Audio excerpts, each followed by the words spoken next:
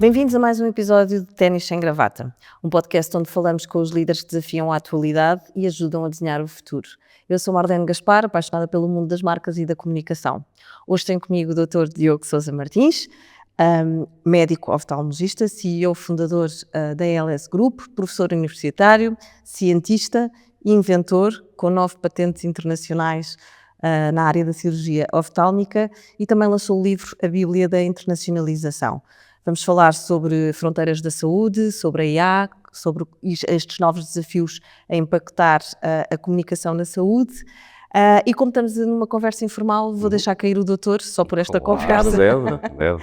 E Diogo, obrigada por ter aceitado aqui o nosso desafio.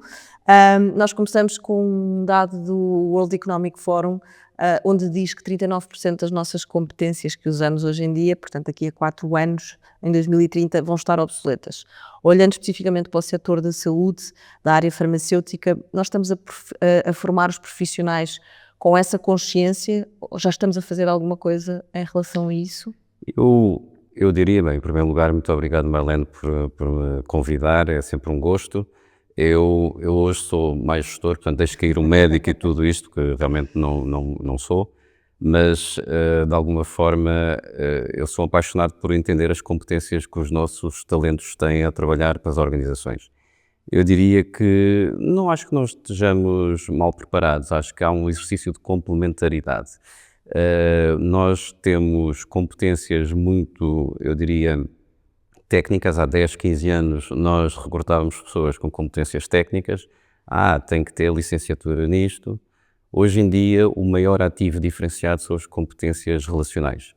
Portanto, eu quase que lhe daria uma resposta à Lavoisier, que é tudo, nada se perde e tudo se transforma. E nós estamos aqui um bocadinho a transformar-nos em bichos corporativos que de alguma forma saibamos melhor, digamos, fazer todas as nossas interações em nível relacional. E a competência de AI e das novas tecnologias, seja Big Data, Machine Learning, tudo isto acaba por ser quase mais do que básico nas competências técnicas que à partida serão esperadas pelas empresas. E eu acredito que acho que estamos a fazer um bom trabalho, estamos a procurar domesticar, embora tenhamos sérios casos, que eu penso que vamos falar mais à frente, de coisas que não estão a funcionar bem, e eu também tenho a minha opinião sobre isso. Muito bem. Sendo médico especialista na área de oftalmologia, embora já sei que é mais hoje a gestão que o traz aqui, sim. É que eu estou sensível ao tema da oftalmologia, acho que já falámos sobre isso, vou ter que usar óculos, mas falámos na evolução médica e sendo, eu acho que sempre a visão, nós consideramos sempre um bocadinho como dos 5 sentidos o rei, pelo menos é aquilo que se calhar instintivamente vemos mais rápido. O que é que nós ainda não estamos a ver na área da saúde e que deveríamos estar a ver enquanto gestores? O que é que nós já devíamos estar a fazer? Bom, na área da saúde há muita coisa para fazer, sobretudo algo que eu tenho sempre vindo a defender há muitos anos, que é fazer investigação com algum sentido prático.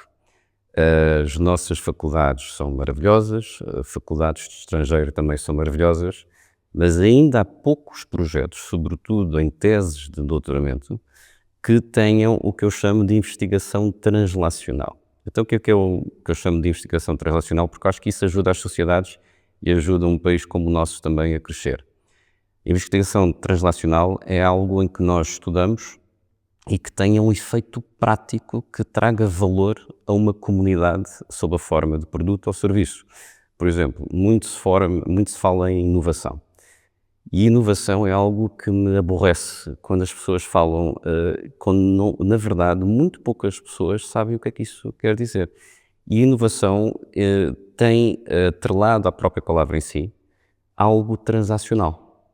E a translação de pesquisa em algo que seja monetarizado é algo importante para a sociedade para poder fazer com que todos os nossos pesquisadores consigam ir de encontro às necessidades que a sociedade tem nas várias vertentes do saber, e a área da saúde não é uma exceção. E também a área de inovação é algo que depois da pesquisa será feito em termos de desenvolvimento, mas algo que também seja transacionado. Portanto, e muitas vezes há um certo tabu na investigação, sobretudo também na área da saúde. Eu vou fazer a investigação, que é muito importante, investigação primária, mas eu gostaria que houvesse um pouco mais de investigação translacional para que nós possamos beneficiar todos como comunidade das pesquisas que são feitas na área da saúde. E, portanto, se me perguntam o que é que está a faltar, eu acho que ainda falta muito em investigação translacional, falta mais tranquilidade em achar que colocar um produto no mercado é correto, é normal, é bem-vindo e, no entanto, não desvirtua a comunidade científica, não é? Portanto, acho que temos que conviver melhor com a questão económica na área da saúde.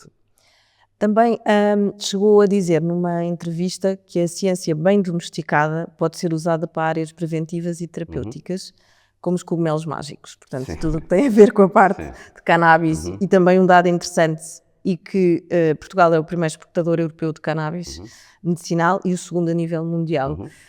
Fiquei surpreendida porque é um dado ou um insight que eu acho que devia ser mais conhecido ou reconhecido. O que é que a comunicação ainda não fez? Porque é que não estamos a dar esta visibilidade?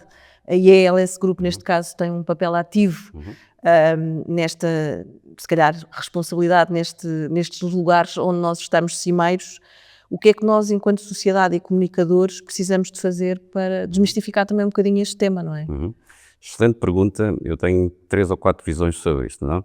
A primeira visão, e eu tenho que ser completamente justo, é o Infarmed, a Agência Sanitária Portuguesa, fez um trabalho espetacular em termos de dar previsibilidade ao mercado de regulamentação do cannabis e foi pioneira no mundo ao fazer isto, não é? Não foi a primeira agência, mas foi pioneira. Ao Infarmed fazer com que isto aconteça, tornou Portugal um país apetecível, desejável, e não é pelas condições climatéricas, não é? Porque muita gente pensa que o cannabis, como Portugal tem bom clima, pode crescer no solo. O cannabis não se vai plantar diretamente no solo, não sei se tem essa ideia. O cannabis medicinal muitas vezes faz-se, a maior parte das vezes, na verdade, faz-se por hidroponia em bandejas. Portanto, ter solo ou não ter solo não é tanto a questão. Claro que pode haver outdoor, mas o principal ainda hoje se faz em hidroponia. Isso faz com que a previsibilidade da lei atraia investimento estrangeiro para Portugal e investimento português para entrar dentro dessa área.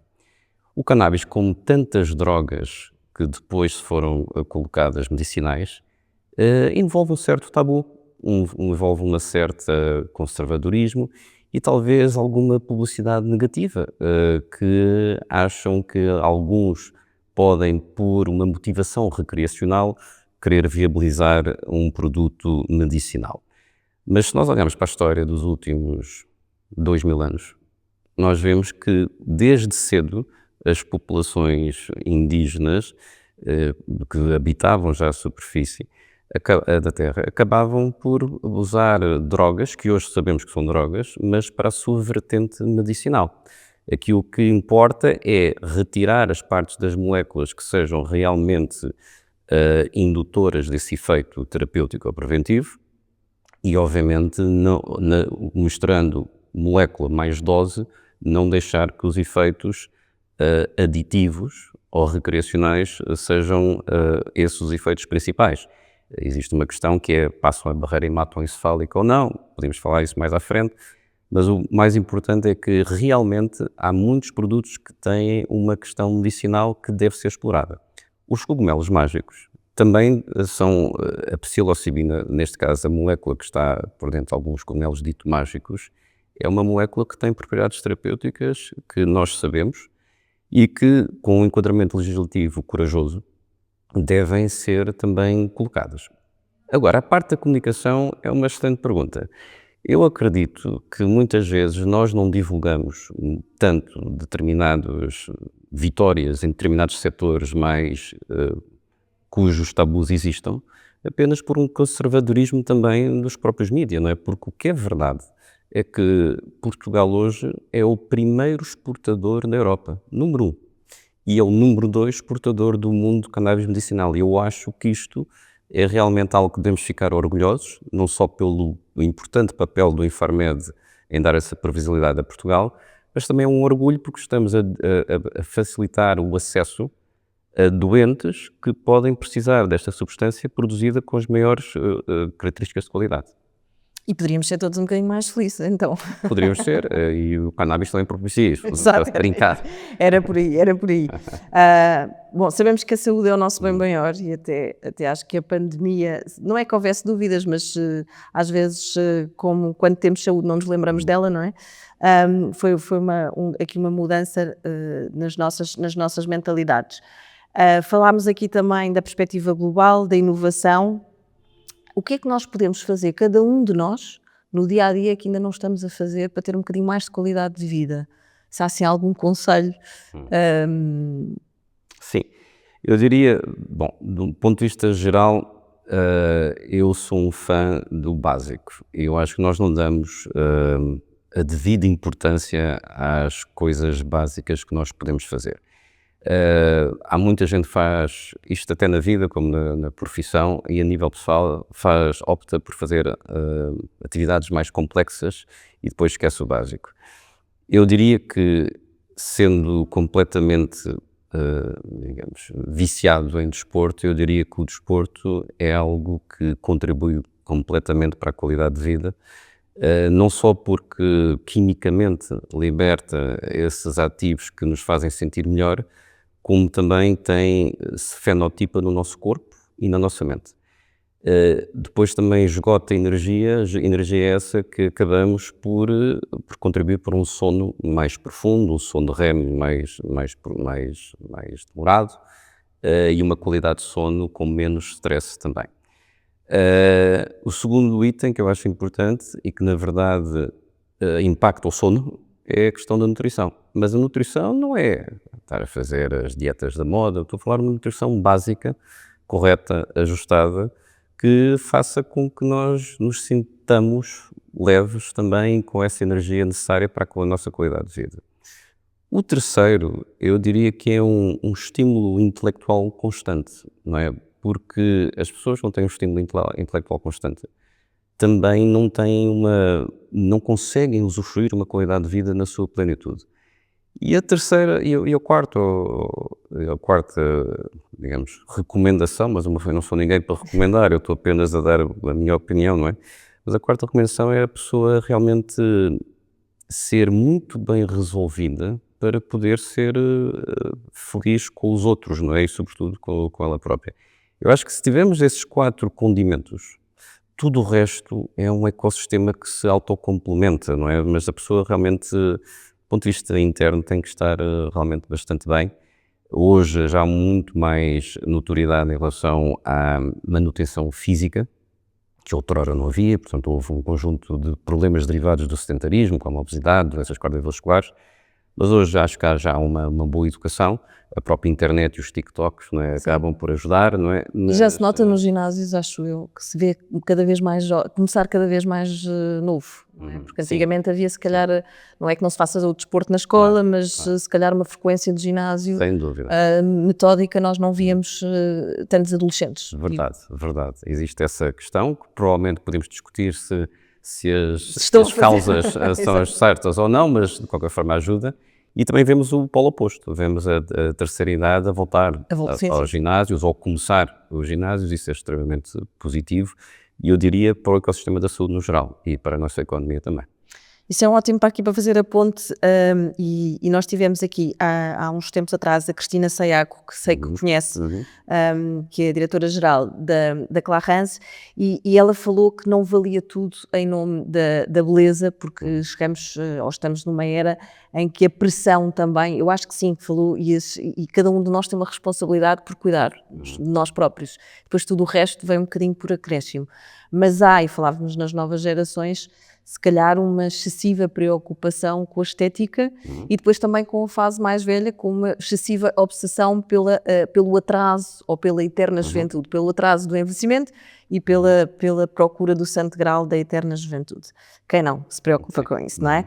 Mas no setor da saúde e da medicina, olhando para a estética, acha que já passámos linhas vermelhas nessa procura? Como é que nós também nos podemos acautelar?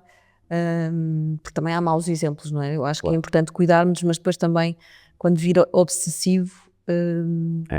Acho que a resposta é exatamente essa. Não é só no mercado da saúde, em qualquer mercado existe o bom, o mau, o péssimo e o maravilhoso, não é? Eu diria que a questão estética é perfeitamente natural, acompanha-nos também há centenas de anos e é algo que faz com que o ser humano acabe por se sentir muito mais seguro, aumenta a confiança, obviamente. Mas realmente hoje a tecnologia e também o enquadramento regulamentar que propicia que essa tecnologia seja facilitada para ser comprada e com acesso aos doentes, ou na verdade às vezes não são doentes, são indivíduos normais que querem prevenir. Eu diria que essa tecnologia hoje ajuda bastante, mas obviamente existem casos em que ela não era necessária. E em casos, por exemplo, extremos mais de cirurgias plásticas, temos tido relatos em vários lugares do mundo de problemas que acontecem, como saberá. Eu diria que com governança correta, com compliance correta, com bom senso entre os vários profissionais de saúde, porque não é apenas não é apenas o médico, são vários profissionais de saúde que têm a ver com o atributo estético, eu acredito que a estética ajuda. Os tratamentos estéticos ou que privilegiem uma prevenção de problemas derivados da idade melhoram que a pessoa se sinta ativa, mais produtiva, que acabe por contribuir melhor para a sociedade, mas tem que haver uma governança correta que está muito patente nos códigos de ética dos profissionais de saúde que as aplicam, porque tem que ser para um paciente que realmente reúne as condições daquele que nós chamamos de target correto para ser intervencionado.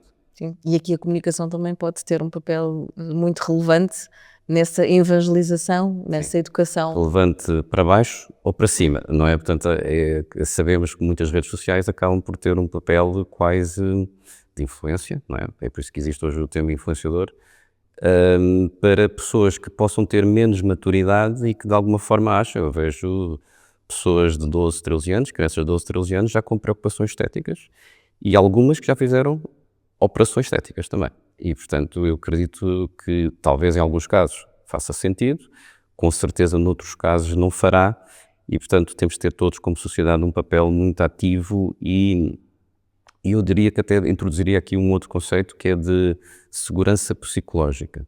Cada vez mais existe no mundo corporativo esse conceito, né, de psychological safety, para pessoas que têm que realmente verbalizar algo com o qual não concordem. Se nós tivermos uma sociedade pouco interventiva, significa que provavelmente não temos a segurança psicológica para verbalizar aquilo que achamos que está errado. E eu acredito que os mídia, as agências de comunicação, os profissionais de saúde, profissionais de qualquer setor de atividade, têm que ter essa conduta de realmente verbalizar aquilo que acham que está errado, porque isso também acaba por fazer com que a pessoa se torne mais madura na aceitação ou não dessas intervenções. Por falar aqui na parte das redes sociais e influenciadores, nós também temos um estudo que acabou de sair que chamámos-lhe a Miragem da Igualdade. Analisámos em 12 países, portanto aqui Portugal e Espanha, depois América Latina e Estados Unidos, tudo o que é dito através dos grandes LLMs que estamos a utilizar. E grandes conclusões que chegámos foi que a inteligência artificial não é neutra. Os jovens cada vez mais usam a inteligência artificial como amiga, inclusivamente dizem que confiam mais vezes na amiga máquina do que na amiga próxima humana e que pode ser essa amiga tóxica. E as conclusões a que chegámos é que a inteligência artificial repete padrões da sociedade, ou seja, a mulher nas intervenções, nas interações com a mulher é muito mais tolerante, muito mais terapêutica e numa perspectiva muito mais de validação e aconselhamento, com o homem muito mais estratégica, muito mais imperativa, mais de coach, não é? Vai fazer, acontece.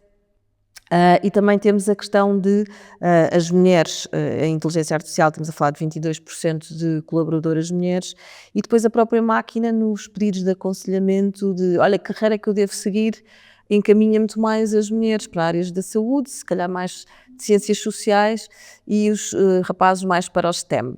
Portanto, achamos que é um bocadinho esta, obviamente porque a máquina também é alimentada por seres humanos, claro, e portanto repete os padrões que nós temos.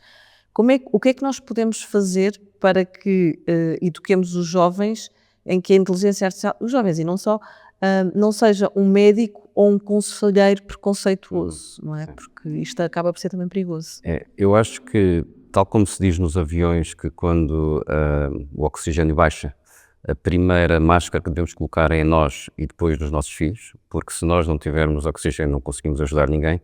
Eu também acho que aqui o problema central é de governança, e a governança primeiro tem que ser ensinada às pessoas mais séniores para que depois possam aculturar corretamente as pessoas mais júniores ou mais maduros versus menos maduros. Eu diria que isto também tem uma questão de educação muito própria dos pais, que estão hoje a criar novas, os seus filhos, que têm a obrigação, do meu ponto de vista humilde, de se documentar muito fortemente sobre a inteligência artificial, porque ela não vai voltar atrás. Ela veio para ficar e, portanto, temos que saber conviver com ela. O problema é que cada vez mais temos novos algoritmos de inteligência artificial, nós estamos cada vez mais digitalizados nós próprios, mas não existe ainda digamos, uma entidade reguladora de governança da própria inteligência artificial. Existem ensaios para o fazer, mas não existe a própria instituição, de alguma forma, criada e atuante no mercado global.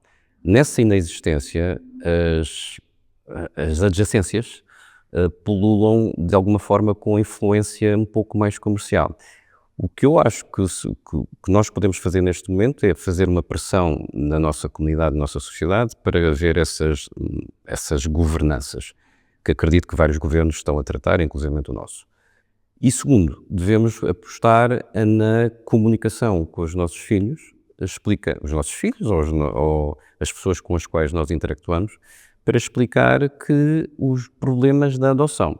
Agora vou-lhe dizer, penso que foi nos Estados Unidos, recentemente, uma senhora que estava a desabafar com uma inteligência artificial, quase como se fosse psicóloga, o que é eu acho que é perigoso, e estava-lhe a explicar tudo o que o marido fazia. O marido faz isto, o marido faz aquilo, e de tal forma, o desabafo foi tanto que a inteligência artificial, já esgotada, exaurida, todas as capacidades de acalento ou de factuais de dizer o que é que ela poderia fazer a senhora, disse: então mata o seu marido. Isto foi verídico, saiu há pouco tempo atrás, e temos de ter muito cuidado com isto, não é? Porque uma pessoa menos preparada, uma pessoa com algum distúrbio que possa ter, pode, de alguma forma, ser influenciada também para algo que não seja correto, não é? Portanto, eu mais do que uma questão de, sei lá, de machismo ou de feminismo, eu acho que há uma questão de curadoria da inteligência artificial que tem que ser realmente tratada como um problema estratégico nacional ou continental por várias agências, de forma, eu acredito que a inteligência artificial nos ajuda muito, mas também pode ser uma fonte muito difícil de novos riscos, que muitos deles nem sequer estamos a vislumbrar hoje. De maneira que concordo com isso e acho que as agências e os mídias deveriam, e com certeza acho que já estão a fazer, essa clarificação na comunidade. Sim, até porque nós também estamos na APECOM a tratar mesmo também da regulação, e tivemos também numa última conversa com o Adolfo Mesquita Nunes, um bocadinho também para pressionar. Aqui temos a questão da velocidade, não é? As coisas estão a uma velocidade louca e que nós temos que conseguir ir gerindo. Também sobre o seu livro da Bíblia da Internacionalização, fala muito de capital de confiança. Inclusivamente, capital de confiança gera valor e creio que também chegou a dizer que vale mais que o dólar, não é? Como está muito habituada a assessorar empresas também que querem entrar em Portugal, inclusivamente somos um país atrativo para esse investimento, apesar de normalmente associarmos sempre pequena dimensão, menor escala. Como é que se constrói este capital de confiança quando se chega a um mercado onde ninguém conhece aquela empresa ainda? O que é que vocês fazem de tão transformador na LS Group que permite fazer isso mesmo? Não é o chegar, ver e vencer, porque acho que há passos importantes que têm de ser dados, mas o que é que é mais transformador que vocês têm nesse trabalho de gestão e de assessoramento a essas empresas que pode catapultá-las e entrar aqui mais facilmente? Claro. Eu diria que a resposta rápida seria conformidade, e depois eu posso aprofundar isso, porque a conformidade é algo que é absolutamente básico, mas muito difícil de atingir, que fenotipa valores como qualidade, estrutura, robustez, ética, profissionalismo das empresas no mercado onde estão. Mas eu retrocederia aqui uns passos e falava um bocadinho sobre essa questão do capital de confiança, porque acho que é extremamente realmente importante. E eu volto a dizer, a moeda mais forte hoje em dia, não é nem o euro nem o dólar, é o capital de confiança. E porquê? Porque uma vez que nós estejamos desprovido de confiança, ela é muito dificilmente voltada a ser doada entre dois seres humanos, embora seja possível. Tem uma professora de Harvard, que foi a minha professora, a professora Frances Frei, publicou um livro fantástico e um algoritmo em que explica que a confiança tem uma equação matemática. E a confiança é igual a empatia mais autenticidade mais lógica. E o que ela diz é que quando se tira uma dessas partes, a confiança quebra-se. Mas as boas notícias, inclusive para mim, não é, é que a confiança pode ser restaurada colocando de novo uma dessas partes em voga com alguns Temos que ir buscar outra vez, então. métodos. Temos que ir buscar a parte que cai. Exatamente, temos que ir buscar a parte que cai com alguns métodos que não vale a pena estarmos aqui a conversar, senão demoraríamos bastante tempo. Mas a boa notícia é essa. E tal como os mercados, por exemplo, bolsísticos, quando existe uma pequena especulação em que não existe tanta confiança na empresa, o que acontece? Os mercados baixam e rapidamente voltam acima, caso exista também uma nova atmosfera de confiança. Mas quando nós fazemos um desconto continuado em preço, por exemplo, sabe muito bem que é muito difícil voltar outra vez acima e, portanto, uma perda continuada de confiança sem reposição desses quantos, dessas três áreas, muito dificilmente volta ao de cima. E o que eu acredito é que nós somos julgados muito pela confiança que instilamos no outro e muitas vezes as decisões são feitas com base em confiança. As transações comerciais são consequências dessa atmosfera de confiança que existe. Portanto, eu diria que, voltando agora a Portugal, Portugal tem questões fantásticas. Tem uma localização geográfica privilegiadíssima, situada entre o continente americano e a porta de entrada para o continente europeu. Tem diferenças horárias muito menos agressivas do que outros países. Tem um clima fantástico, tem um enquadramento tecnológico maravilhoso, tem uma estrutura de governança correta, e eu falo isto de uma forma completamente apartidária, e eu diria que tem todo o potencial para ser um país cada vez mais bem aceite por empresas estrangeiras a entrar. Agora, obviamente é um país pequeno, com menos escala que outros países, mas o trabalho que nós fazemos é de responder à pergunta de conformidade. Uma empresa que não é conhecida tem que ter o seu arcabouço regulamentar, de qualidade, de R&D, correto, e tem que ter, sobretudo, um sistema de gestão de qualidade que fenotipe esses valores para ser atraído.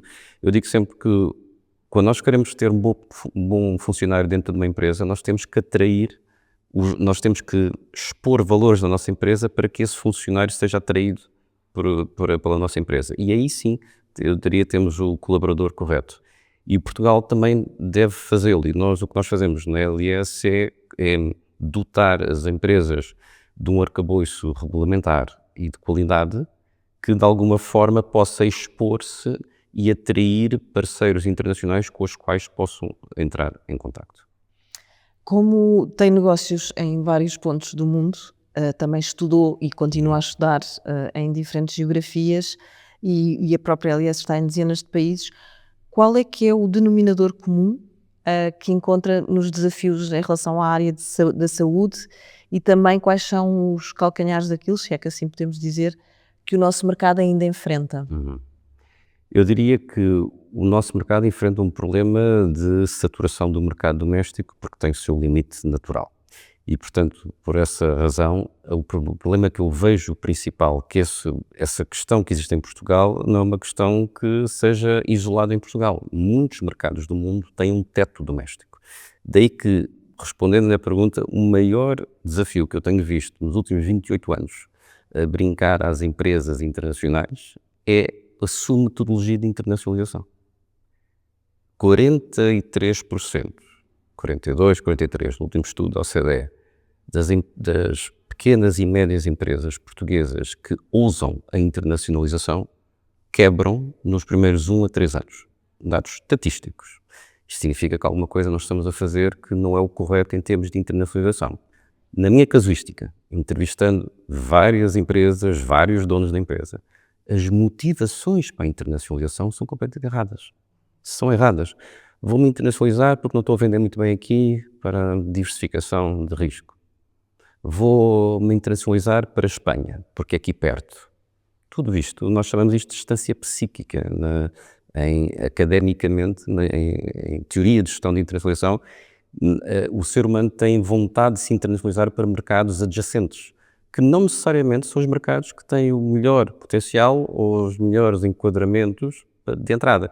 E, portanto, eu diria que o principal problema é a metodologia de internacionalização e a motivação para essa internacionalização que eu vejo na área da saúde. Que se calhar essa preparação tem que ser feita, em vez de tomar a decisão para onde é que vou e depois faço a estratégia, é pensar na estratégia para decidir para onde é que vou. Convém fazer um estudo primário, sim. Mas, curiosamente, a grande maioria das empresas não faz. Ou falo de uma forma pouco estruturada. E é isso que eu decidi verter em livro. Há pouco falou que é aficionado por desporto, que continua, sei que também... sei que o ténis é uma das coisas, das suas grandes paixões, não é? Também li uma coisa que foi, se não fizer desporto, a sua equipa nota logo. Logo. O que é que o desporto, então, lhe ensina? Porque é que eles notam também, já agora queremos saber, não é? E como é que isso se aplica também na gestão da empresa? Muito bem. Olha, acho que o desporto, sinceramente, nos ensina humildade.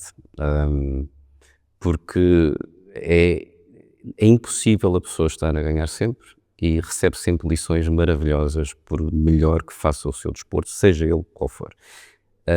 Por outro lado, o desporto ensina-nos resiliência e ensina-nos a perseguir um determinado objetivo, primeiro que nasce de nós e depois entra de acordo com o ecossistema. Pode ser o parceiro que está a jogar connosco, ou o próprio treinador, ou o que for. E terceiro lugar, o desporto apazigua-nos. Eu acho que nos dá uma equalização da nossa energia, de tal forma que nós acabamos por ir fazer o nosso trabalho intelectual ou não, mas já com uma satisfação prévia de memórias musculares que nos dão essa energia positiva para abraçarmos os desafios que se encaram. É a espécie da cannabis. Durante o dia. A saber, com exceção que o desporto eu aconselho sempre a fazer mais de manhã. Mais de manhã. Porque à noite a pessoa também pode ter alguma, se for muito perto da hora de deitar, pode ter, dependendo da violência com que faz o desporto, não é? Pode ter alguma distúrbio do sono. A minha equipa nota logo porque eu venho mais agitado quando não faço desporto, porque realmente tenho uma energia talvez acima do normal e o desporto acaba por equalizar essa energia e, portanto, eu próprio noto e a equipa, obviamente, nota bastante. Que é bom sinal, não é? Que é excelente sinal de segurança psicológica. Exatamente. Muito bem. Chegamos agora aqui a uma parte de perguntas mais rápidas. Aliás, perguntas não são tão mais rápidas, as respostas é que são. Se tivesse que escolher uma competência que veio para ficar, qual é que escolhia? Competência... Skill. Em termos profissionais. Comunicação. Boa escolha. Em termos de buzzword, qual é aquela que dispensava ouvir nas reuniões de conselhos de administração? Essa é fácil. Inovação. Verdade, Ninguém sabe muito bem o que é que isso quer dizer. Eu sei bem o que isso quer dizer e muitas pessoas não sabem. Eu vou-lhe só dizer duas coisas. As pessoas confundem descoberta com invenção com inovação. Sabe qual é a diferença entre as três? Ao pé de si não me vou arriscar. A descoberta é algo que tem um cariz completamente científico, não é? O Faraday descobriu as ondas de rádio, mas não sabia muito bem o que fazer com aquilo. A invenção tem uma componente tecnológica. Eu vou criar algo tecnologicamente para absorver esta descoberta, mas não lança no mercado. A inovação tem realmente a necessidade de ser lançado no mercado e ter um atributo preço em cima disto. Que há muita gente que não gosta desta palavra, mas é verdade. E, portanto, eu dou-lhe o exemplo do Post-it. Havia um senhor chamado Arthur Fry que lembrou-se de lembrou-se de descobrir uma cola que não cola e não sabia muito bem o que fazer com aquilo. O senhor Spencer Silver colocou a cola que não cola dentro de um papel amarelo para fazer algumas anotações. E veio a 3M e acabou por lançar esse produto no mercado, gerando um blockbuster em termos de vendas. O primeiro senhor fez uma descoberta, o segundo senhor fez uma invenção e a terceira realmente fez inovação.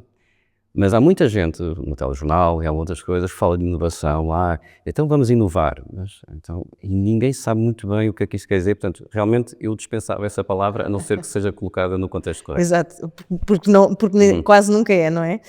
E uma marca ou uma instituição que admira pela forma como comunica o seu propósito? Infarmed, claramente.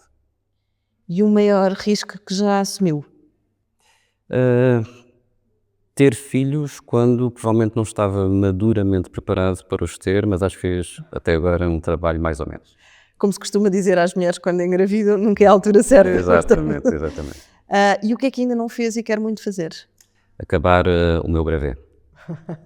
Não tenho tido tempo, mas quero com certeza fazê-lo. E para terminar, o que é que gostava de deixar em termos de legado aos seus filhos e também aos seus pares e na LS e todas as empresas que acaba por ajudar? Se a coisa que me motiva muito é ver os nossos clientes crescerem. Então eu diria, se eu tivesse pensado nos meus filhos, o que eu queria que acontecesse é que eles crescessem por si próprios. Seja por o que quiserem fazer, onde quiserem, mas que crescessem. E crescer não significa ter dinheiro ou ter posses, é crescer de uma forma orgânica. Crescer muito. Crescer. Não é? Portanto, acho que o crescimento é bonito. Mas atenção, tal como se ensina nas grandes escolas de gestão, o crescimento nunca é um objetivo. É uma consequência do objetivo. As empresas e as pessoas que pensam que o crescimento é o objetivo, sabe o que acontece? Muitas vezes, isto está estudado na prática, e tem artigos peer review sobre isto, normalmente as pessoas que só focam no crescimento acabam por não obter. Ou pelo menos tão rapidamente quanto necessita. Não estou a dizer para nós não queremos crescer, não é isso, mas nós temos que ter um propósito que não pode ser crescimento, o propósito tem que ser diferente. A consequência do propósito das empresas bem-sucedidas é que é o crescimento. Muito bem. Diogo, muito obrigada pela partilha, por esta generosidade, por esta conversa onde falámos de inteligência artificial, ciência, inovação e numa perspectiva diferente daquela que usamos, e o mundo também da gestão e dos negócios. E por isso voltamos para próximas conversas com outros líderes. Fiquem à espera do nosso outro episódio. Voltamos em breve. Obrigada. Obrigado, Diogo. Muito obrigado.